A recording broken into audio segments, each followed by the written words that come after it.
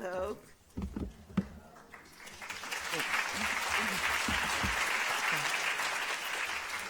I've been in this room when it was a lot emptier. So thanks for showing up. I am so honored to be reading here with Anne. So Anne and I go way, way, way back, but we're not that old. So I set my timer, and I thought I'd start with reading from Brown Girl Dreaming, because Brown Girl Dreaming was the impetus for me writing Another Brooklyn. And Brown Girl Dreaming, for those of you who don't know, is a memoir, and it's a story of how, it's kind of the story of how I became a writer and trying to figure all of that out. But Another Brooklyn takes place in Bushwick, which is the neighborhood I grew up in. And I wanted to put that neighborhood on the page, and I wanted people to know that places exist before other people get there. And kind of remember that history. I think there's this idea that people continue to discover places. And Bushwick had been discovered long before it got discovered. So Bushwick now is a neighborhood that's kind of this hipster, cool neighborhood. But back when I was living there, there were a lot of names for it, and hipster wasn't even a word yet. So Bushwick history lesson. Before German mothers wrapped scarves around their heads, kissed their own mothers goodbye, and headed across the world to Bushwick. Before Italian fathers sailed across the ocean for the dream of America and found themselves in Bushwick. Before Dominican daughters donned quinceañera dresses and walked proudly down Bushwick Avenue, before young brown boys in cut-off shorts spun their first tops and played their first games of skelly on Bushwick streets, before any of that, this place was called Bushwick, settled by the Dutch and Franciscus the Negro, a former slave who bought his freedom. And all of New York was called New Amsterdam, run by a man named Peter Stuyvesant. There were slaves here. Those who could afford to own their freedom lived on the other side of the wall, and now that place is called Wall Street. When my teacher says, "So write down what all of this means to you," our heads bend over our notebooks, the whole class silent, the whole class belonging somewhere, to Bushwick. I didn't just appear one day. I didn't just wake up and know how to write my name. I keep writing, knowing now that I was a long, long time coming. So I think one of the adjectives used to describe this neighborhood in that thing that Susan Smith read, and thanks, Susan. Where's Susan? Thank you. I know you didn't write that, was mean streets. And it's so interesting because for the people who live in a place, it's not a mean street. It's home. And when I was writing Another Brooklyn, so much of what I wanted to do was change the gaze and show what it was like to be inside of a place that feels other, that feels another to maybe people who live on the outside and see just underserved people or people of color or whatever the thing that it is that you're seeing in that space. So I'm going to read another piece from Brown Girl Dreaming, and this is for Thomas. Is Thomas here? Or did Thomas bail after our dinner? Hey, Thomas. So Thomas, like me, is a Buckeye. Does anyone know what a Buckeye is? Thank you. So there are other Buckeyes in the room? Yes. I left the Buckeye State when I was 2 months old, but I have the DNA. February 12, 1963. I am born on a Tuesday at University Hospital, Columbus, Ohio, USA, a country caught between black and white. I am born not long from the time or far from the place where my great-great-grandparents worked the deep, rich land, unfree, dawn till dusk, unpaid, drank cool water from scooped-out gourds, looked up and followed the sky's mirrored constellation to freedom. I am born as the South explodes, too many people, too many years, enslaved, then emancipated but not free. The people who look like me keep marching and fighting and getting killed so that today, February 12th, 1963, and every day from this moment on, brown children like me can grow up free, can grow up learning and voting and walking and riding wherever we want. I am born in Ohio, but the stories of South Carolina already run like rivers through my veins. And this is tobacco. So back in the day, parents were allowed to tell kids which one was their favorite without getting taken away. And so there was all of this transparency, right? I knew that I was my grandfather's favorite because he would say, Jackie, you know you're my favorite. I knew that my mother's loved my brothers best. I knew that my sister was my uncle's favorite. And when I was 7, my grandfather died. And when I was beginning to write Another Brooklyn, what I wanted to get at was that grief. And halfway through the writing of Brown Girl Dreaming, my mother died suddenly. So I had lost my mom, I lost my grandfather, and that was some of the stuff I mined to get to the story that I tell in Another Brooklyn. So this is called Tobacco. Summer is over, a kiss of chill in the southern air. We see the dim orange of my grandfather's cigarette as he makes his way down the darkening road. Hear his evening greetings and the coughing that follows them. Not enough breath left now to sing, so I sing for him in my head where only I can hear. Where will the wedding supper be? Way down yonder in a hollow tree. The old people used to say a pinch of dirt in the mouth can tell tobacco's story. What crops are ready for picking? What needs to be left to grow? What soil is rich enough for planting and the patches of land that need a year of rest? I do not know yet how sometimes the earth makes a promise it can never keep. Tobacco fields lay fallow, crops picked clean. My grandfather coughs again, and the earth waits for what and who it will get in return. So somewhere in the middle of writing Brown Girl Dreaming, I was paying attention to how much Bushwick, the neighborhood I had grown up in, was changing. And as I said earlier, getting discovered. And one of the things I said to myself was I wanted to put that place on the page so that it would be remembered. And so what I set out to do in Another Brooklyn was put Bushwick on the page as a true place. So all the stuff in Another Brooklyn that I write about Bushwick is actually true and how it happened. And then I wanted to build a narrative around that story. So I created these girls, and I decided I wanted to talk about friendships among girls, and I wanted to talk about how perilous it is, how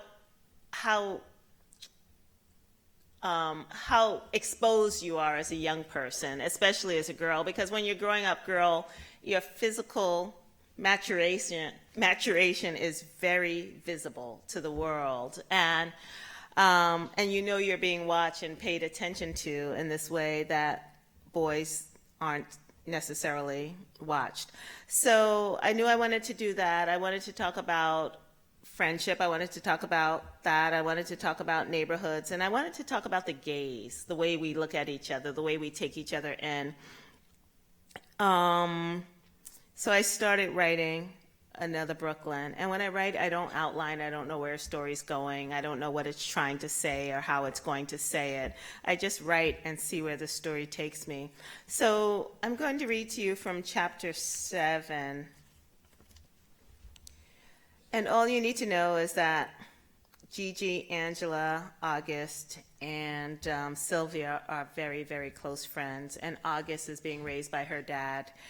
And she's motherless,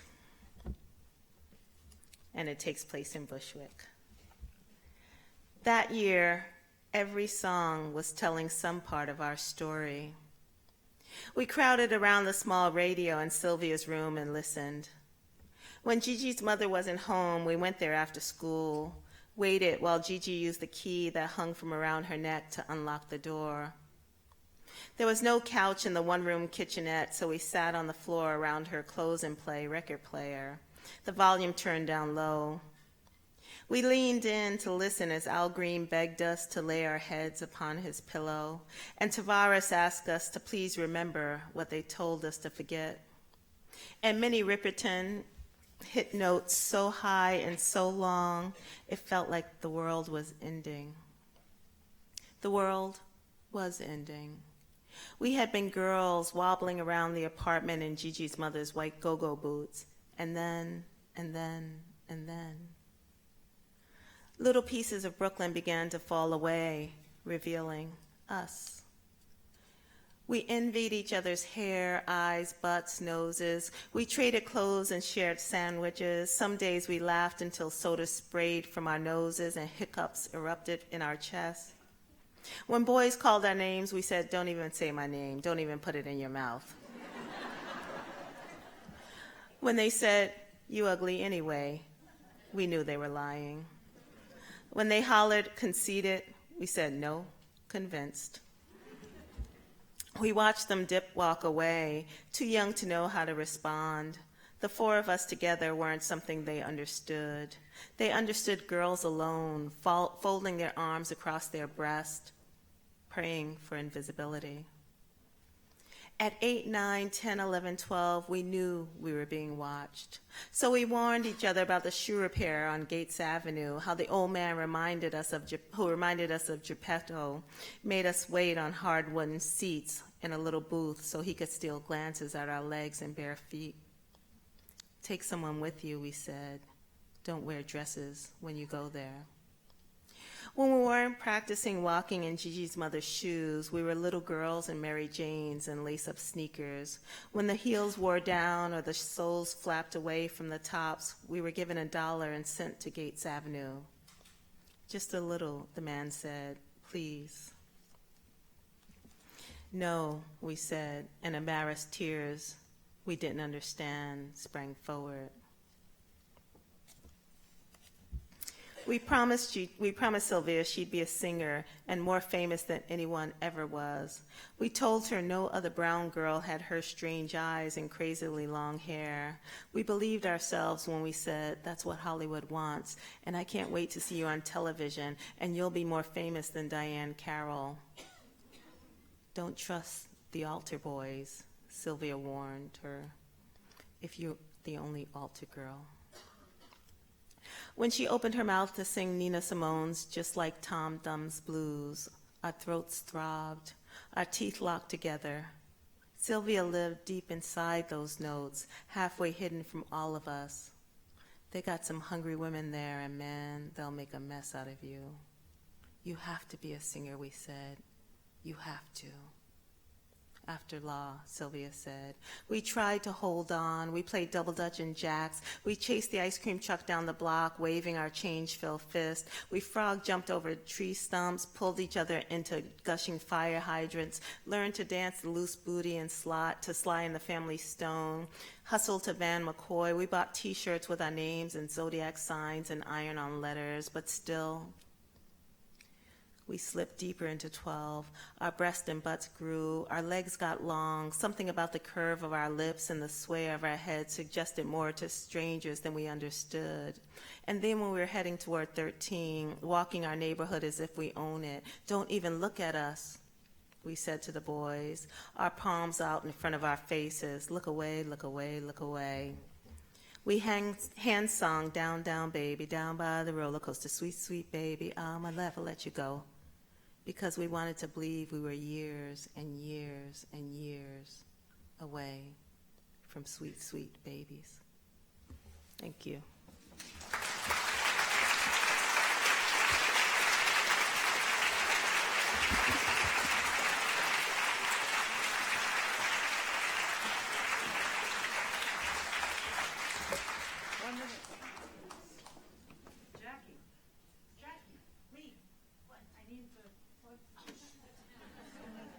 Do you want to just sit up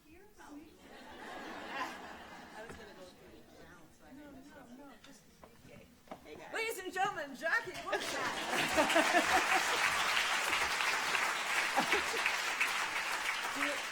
So it's on? Yes. Okay. It's on, right? Yes. All right.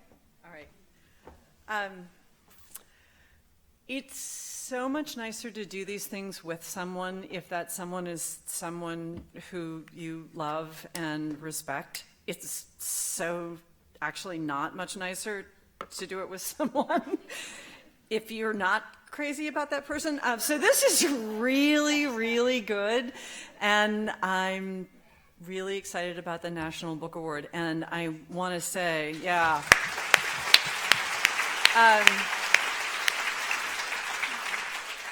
I don't want to just like embarrass you up here, but everybody should read Another Brooklyn. Yes, you should. But if you don't have a copy of Brown Girl Dreaming, which just came out in paperback, I have bought, I think, 20 copies of that book. And the first person I gave it to was my 94-year-old mother-in-law. And it really changed her life, which is something at 94.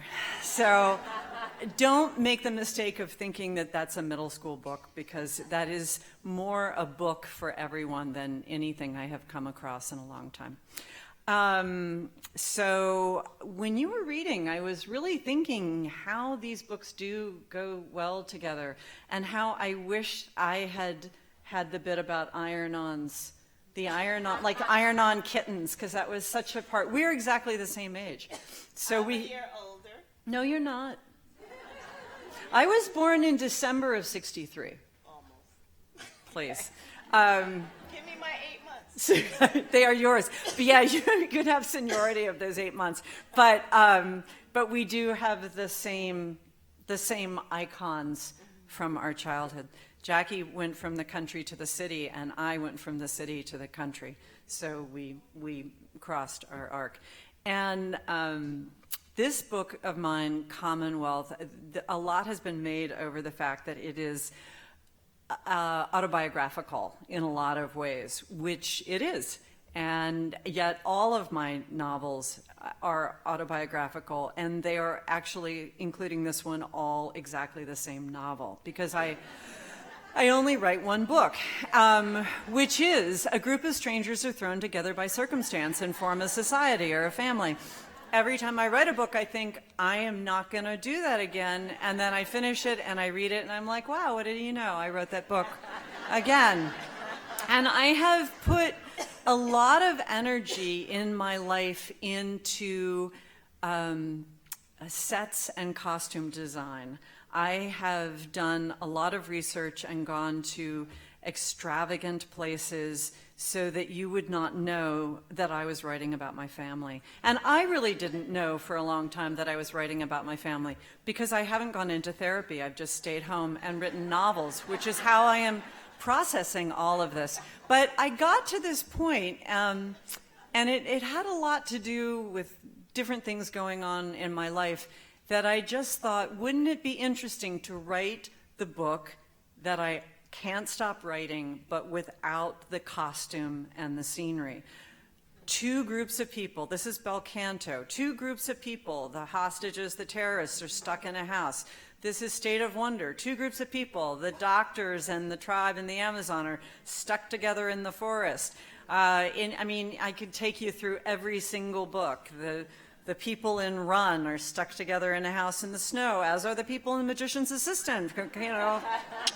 And yeah, probably if I just coughed up the money and went into therapy, I would realize that my parents got divorced when I was young. My mother and father had two girls. They got divorced. My mother married somebody who had 4 children, 2 boys and 2 girls.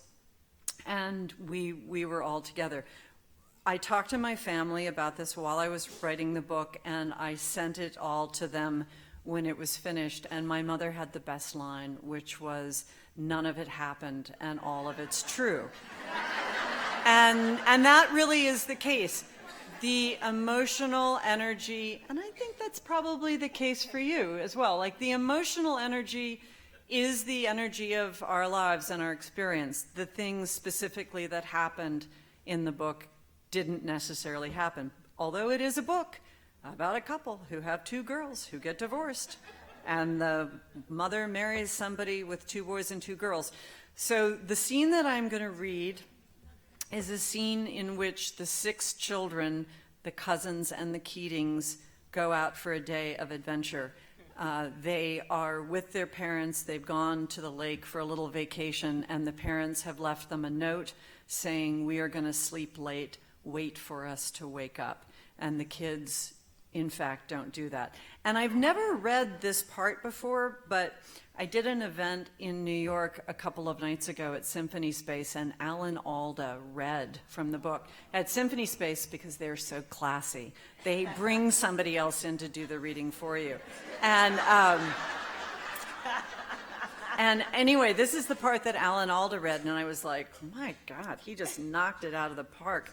So you won't keep any of these people straight. Don't try. They're 4 girls. There are 2 boys. They range in age from probably 6 to 13, and they've just broken into they're getting ready to go to the lake without permission, and they've broken into the car, and they've got a gun. No one was surprised that there was a gun in the car, even though Cal was the only one who known that it was there, and he only knew about it because he had been nosing around in the glove compartment a few days before while Beverly was in the grocery store, and he found it, proving yet again that sometimes a person just has to look. What surprised all of them, though, Cal included, was that Bert left the gun in the car. It made them think that there must have been another gun in the motel room. Bert liked to have a gun in his briefcase, in the nightstand, in the drawer of his office desk. He liked to talk about the criminals he had put away, and how a person never knew, and how he had to protect his family, and how he wasn't going to let the other guy make the first move. But really, it was just that Bert liked guns. The mesmerizing item from the glove compartment, though, was the gin. The parents might enjoy a drink every now and then, but they never seemed like they had to take it with them. They'd never seen gin in the car before. That was really something special. "You know you can't take it," Holly said, her eyes cutting back to the door of the parents' motel room. She was talking about both the gin and the gun. "Just in case something happens," Cal said.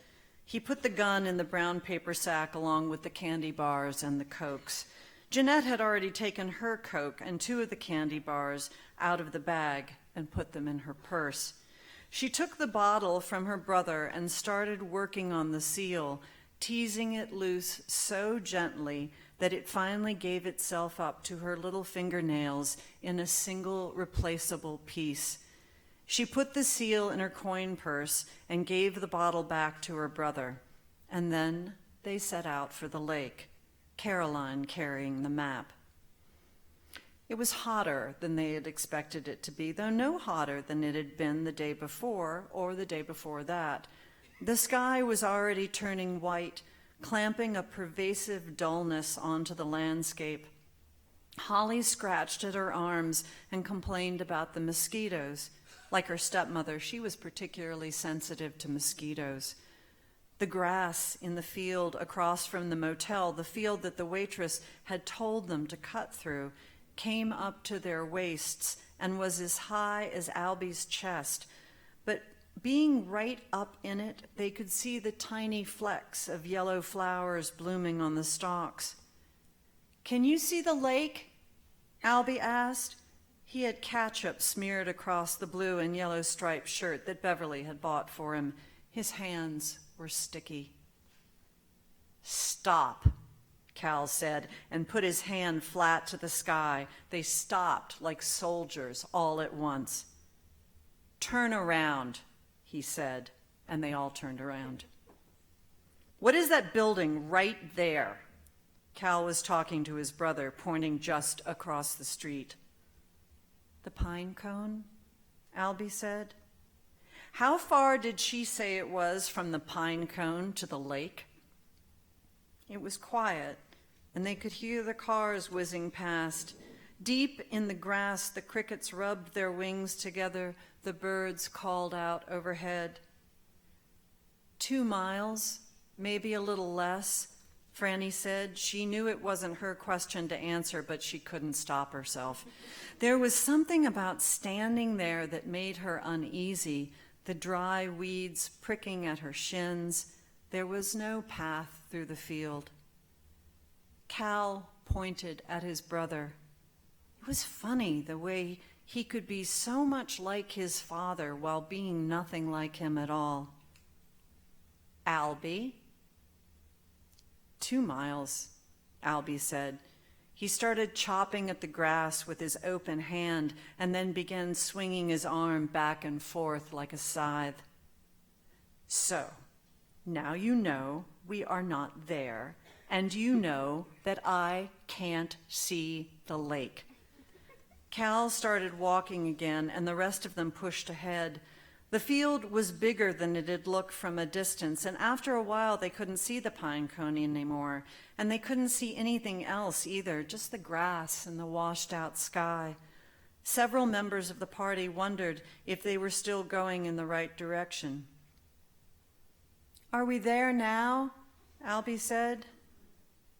"Shut up," Holly said. A grasshopper the size of a baby's fist jumped up from the dry grass and attached itself to her shirt, and she screamed.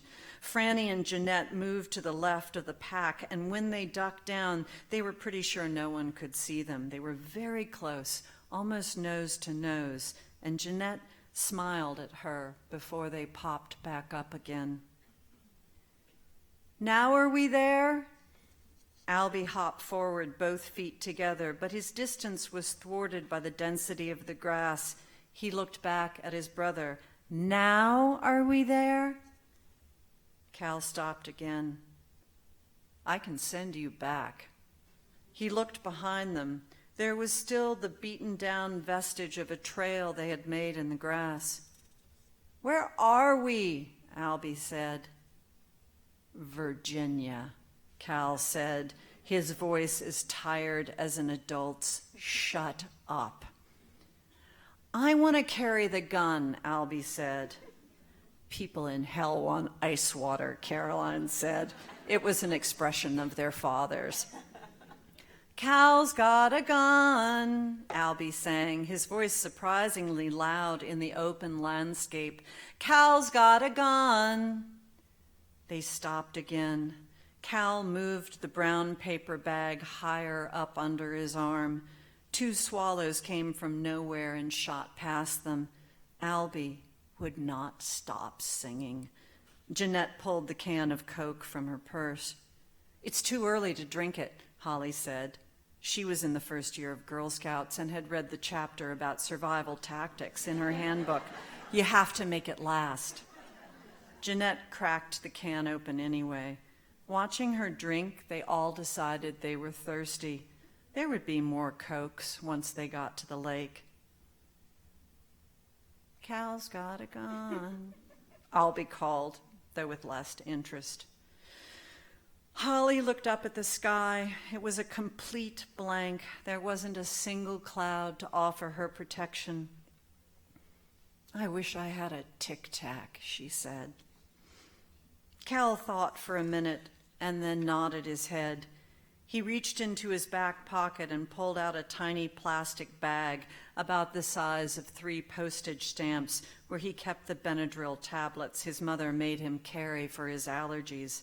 They all sat down, pushing back the grass, and Caroline opened up the brown bag. She was very formal when she picked up the gun and set it beside her, and then she handed out the Cokes. Cal gave behind her and gave everyone 2 garish pink pills. "I shouldn't even give you any," he said to Albie. "You're annoying the hell out of me today." But Albie kept his palm up in silent demand until finally Cal sighed and gave him his 2. "This is what I needed," Holly said once she'd brought the pills up to her mouth and then brought them down again, pressed beneath her thumb. She took the bottle of gin out of the bag and swigged it like the Coke, but it surprised her. For a second she almost spit it out, but she managed to keep her lips pressed together. She handed the bottle to her sister and then stretched out on her back. Now I won't mind walking to the lake, Holly said. Jeanette took a hit of the gin and coughed. Then she leaned over and gave her pills to Albie. You can have mine. He looked at the 2 extra pink pills in his palm. Now he had 4.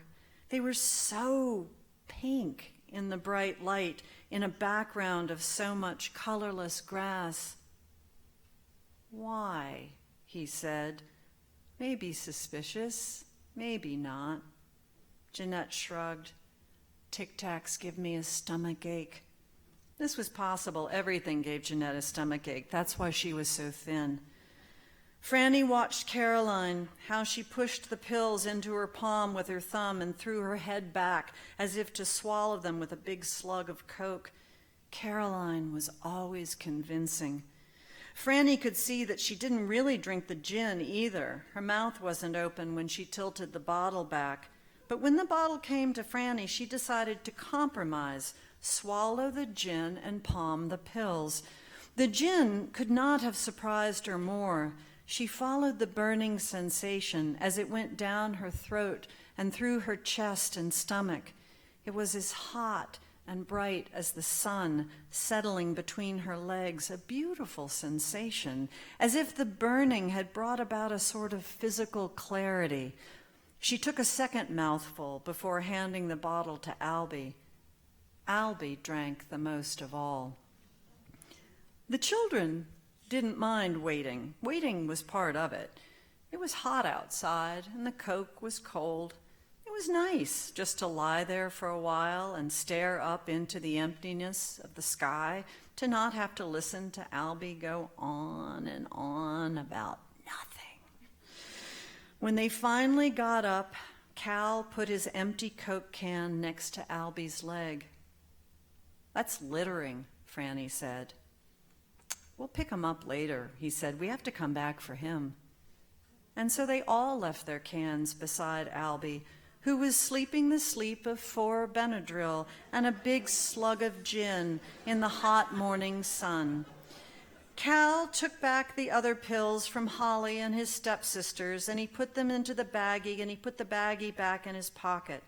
The candy bars were starting to melt, and the gun was hot from being out in the sun, and they put them all together back in the bag and headed for the lake. When they got there, the 5 of them swam out farther than they ever would have been allowed to had the parents been with them. Franny and Jeanette went off to look for caves, and they were taught to fish by 2 men that they met standing way off by themselves in a grove of trees on the shore. Cal stole a package of ho-hos from the bait shop and had no need to use the gun in the paper bag because nobody saw him do it. Caroline and Holly climbed to the top of a high rock and leapt into the lake below again and again and again until they were too tired to climb anymore, too tired to swim. All of them were sunburned, but they lay in the grass to dry because none of them had thought to bring a towel. But drying off was boring, and so they decided to head back. Their timing turned out to be perfect. When they got back, Albie was awake. He was sitting there in a field, quiet and confused amid a pile of Coke cans, trying hard not to cry. He didn't ask them where they had been or where he was. He just got up and followed in the line behind them as they passed. He was sunburned as well. It was just past 2:00 in the afternoon. The most amazing thing of all was just minutes after they came back to the pine cone and stretched across the beds in the girls' room in their damp swimsuits to watch televisions, the parents knocked on the door, bashful and apologetic. They couldn't believe how long they'd slept. They had no idea how tired they must have been. They would take everyone to the movies and out for pizza in order to make it up to them. The Cousins children and the Keating children smiled up with beatific forgiveness. They had done everything they had ever wanted to do. They had had the most wonderful day, and no one even knew they were gone. It was like that for the rest of the summer. It was like that every summer the 6 of them were together. Not that the days were always fun, most of them weren't, but they did things, real things, and they never got caught.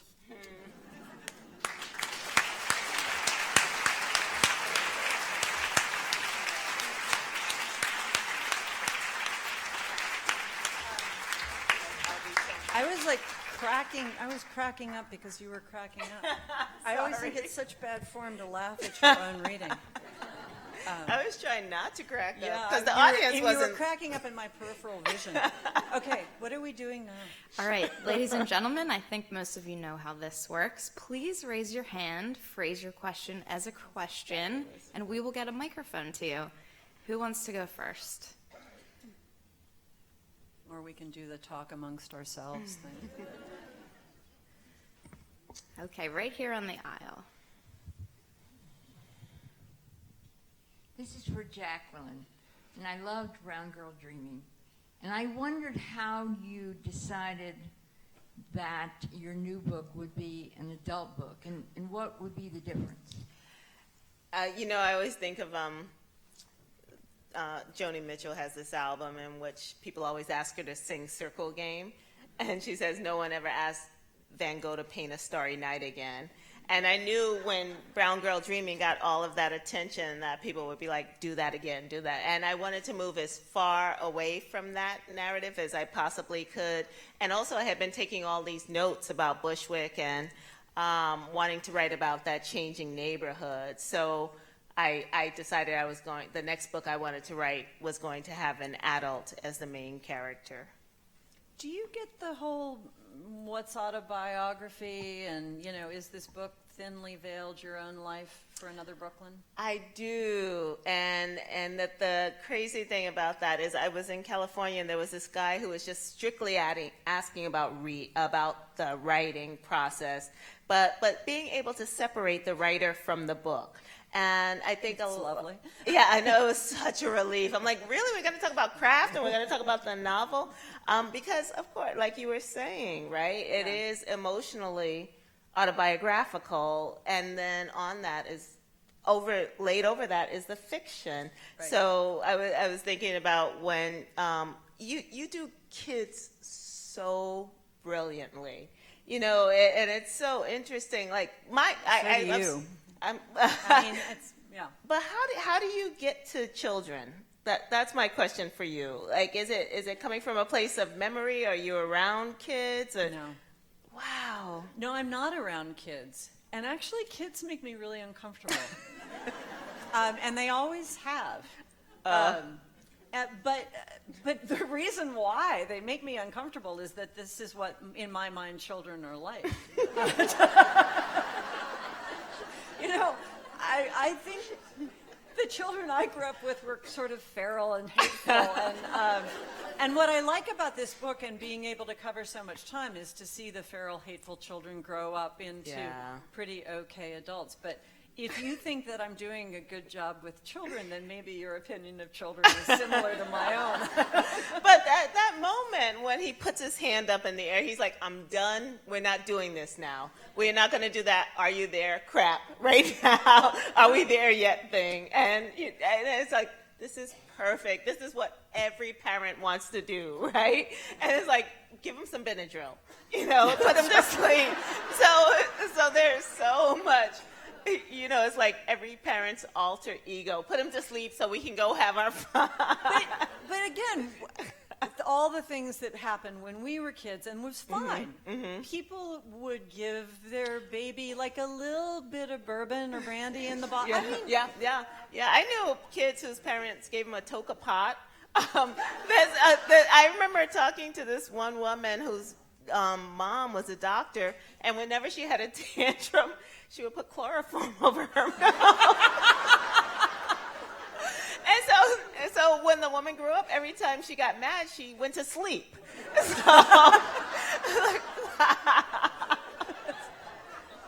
Yeah, exactly. I mean, it's not we didn't drug the youngest kid in the family, but had we thought of it, like I didn't think about it for a long time, we definitely would have.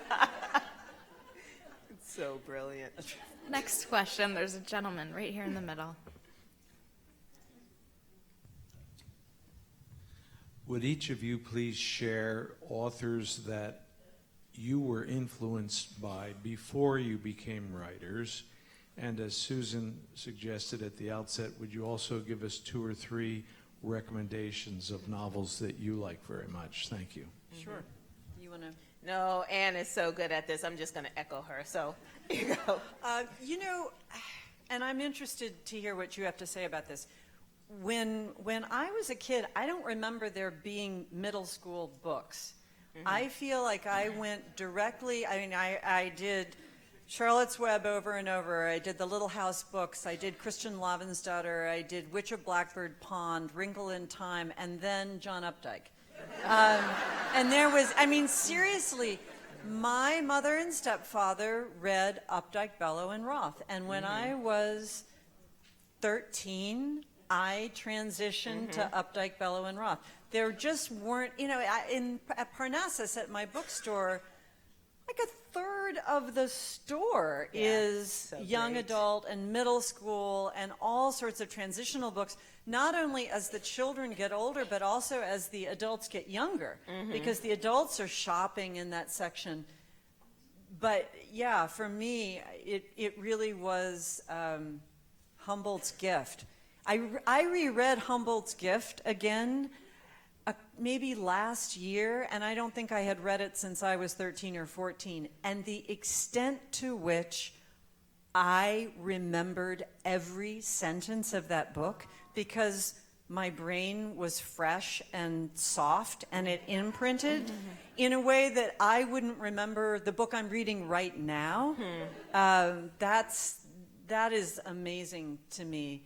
And in terms of novels, and I'm going to say novels that were published this year, and can I do nonfiction too, if we cycle around to that. And if you go to parnassusbooks.net, not to buy books there because you buy your books from your local independent bookstore, but I have a blog, and every month I write down. You can also go to annpatchett.com and go that way, all the books that I read. So truly, Another Brooklyn, which we picked for our first editions club at Parnassus, and Colson Whitehead's Underground Railroad. Brilliant, fabulous. I loved at the very beginning of the year Liz Strout's My Name is Lucy Barton, and also for one nonfiction, if you didn't read Paul Kalanithe's When Breath Becomes Air, you are aware of it, you own it, maybe you are afraid to read it because you think it might make you too sad. Buck up. And what about, you had mentioned Eviction. Oh, Matthew Desmond's Evicted. Oh, Evicted. And people aren't reading that book. Can we have a show of hands? How many of you have read Evicted?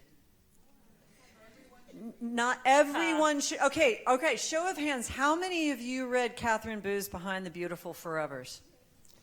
Okay, guess what? It's more fun to read about poverty in Mumbai than it is Milwaukee. And Matthew Desmond's book, which is so brilliantly done about the whole cycle of mostly women with children trying to find housing in this country, poor women with children, it is an amazing, amazing book. Wow. Yeah. I am excited to read. I mean, I don't know if excited is the word I use, but I'm It's glad really you're good. talking about that. He does such a good job. He's such a wonderful writer. He puts out such a wonderful narrative. It's not like taking the powerful medicine you know you should take. It's not punishment. It is a great book. I'm excited.